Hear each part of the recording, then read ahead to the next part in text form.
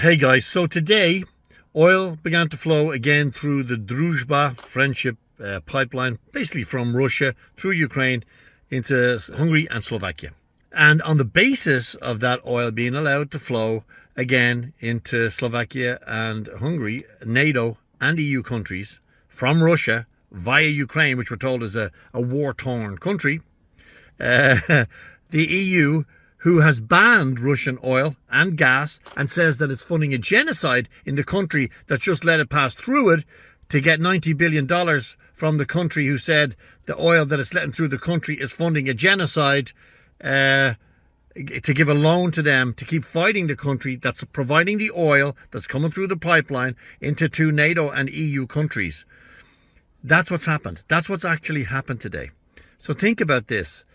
The EU has banned Russian oil and gas. It seizes tankers on the high seas, but it's actually begged and pleaded with the dictatorship in Ukraine to allow Russian oil to flow through this pipeline through the middle of a war zone, we're told, okay, which Ukraine said the Russians had bombed. They didn't want to just turn off the tap like Nord Stream, so that it can get into the EU.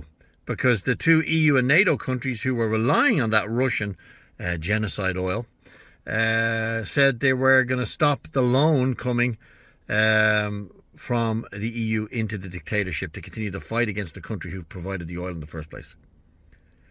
Meanwhile, people like Sanna Marin, Kaja Kallas, Ursula von der Leyen are telling us that Russia is the enemy. France is buying, hundreds of millions of euros worth of Russian gas. Europe is buying probably billions worth of Russian refined crude oil through India and other places. But all the while, Russia's the enemy, okay? Meanwhile, the taxpayers who have to fund this idiotic loan to Ukraine. Are you trying to be funny? A loan of 90 billion to Ukraine.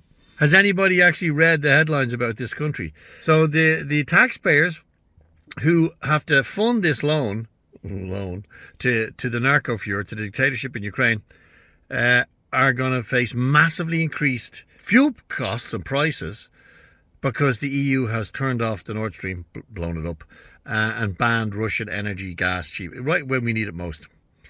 So the people who are going to suffer most because of the elite's decision to cut off Russian gas and oil are meant to pay 90 billion into the dictatorship that basically started this war in Ukraine against Russia in the first place, which led to the cut, the a la carte cut in Russian gas and energy. But you can get it if you say you're not going to allow Ukraine to get 90 billion euros. And by the way, Slovakia and Hungary aren't going to give any of this money to Ukraine. The 90 billion, that's left to people in Ireland, France, Germany, Italy, etc. They're going to pay, but they're not going to get any of this Russian gas that has just arrived in Slovakia and Hungary because they said, no oil, no money. That's the EU you're living in.